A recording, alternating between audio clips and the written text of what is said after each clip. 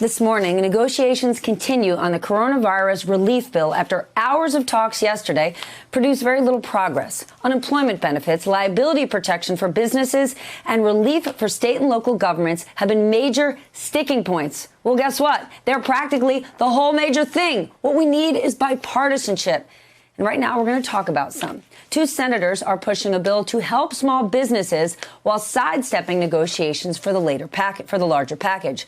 It is called the Restart Act, and it would allow businesses to stay afloat during the pandemic by extending loans from the Paycheck Protection Program and do a whole lot more. I want to bring in the lawmakers from both sides of the aisle who wrote this very bill: Democratic Senator Michael Bennet of Colorado and Republican Senator Todd Young of Indiana.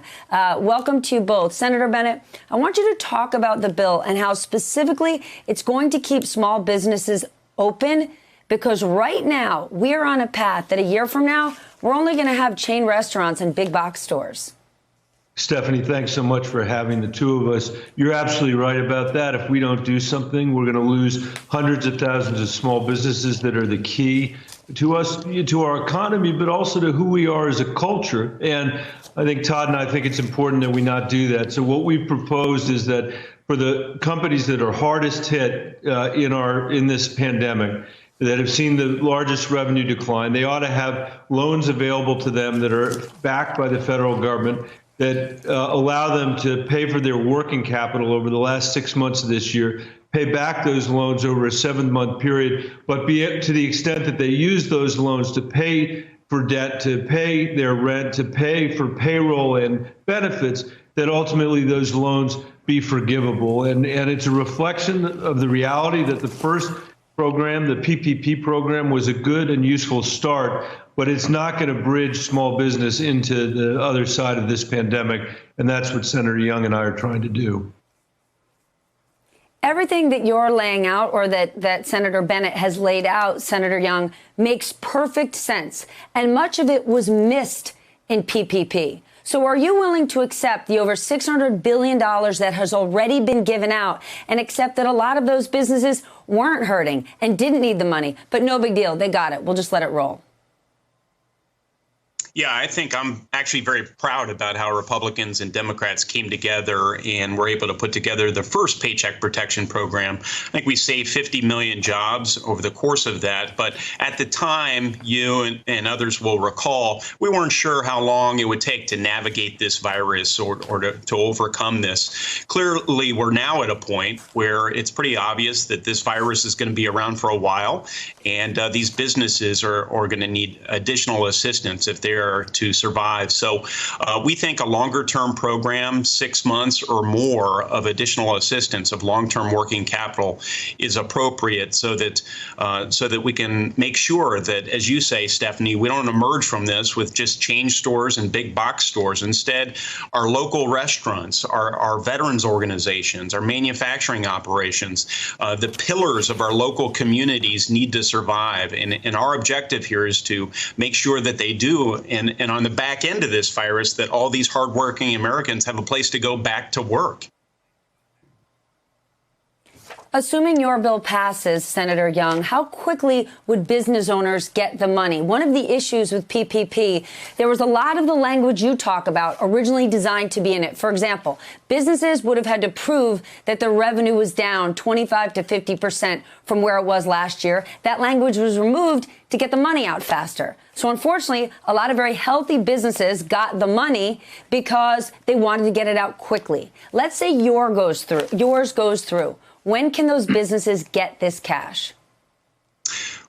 Well, our proposed legislation here, the Restart Act, will stand up the program within 2 weeks, 15 days. It must be stood up. And in speaking with local financial institutions and back home in Indiana, they've indicated that they would welcome this program. They think that in fairly short order, meaning a number of days or weeks, they can begin processing applications after the program has been stood up, because it runs very similar to the Paycheck Protection Program. We've just removed, as Michael indicated earlier, a lot of the parameters associated with the earlier program, making it easier to qualify for a loan. There has been very little oversight with the original PPP program, Senator Bennett. Does your bill provide more, at least more transparency? As it stands, we still have absolutely no information as far as who received those loans of $150,000 or less. And there's a big lobbying effort to make all of them forgivable without any of those businesses having to prove that they met the PPP standards.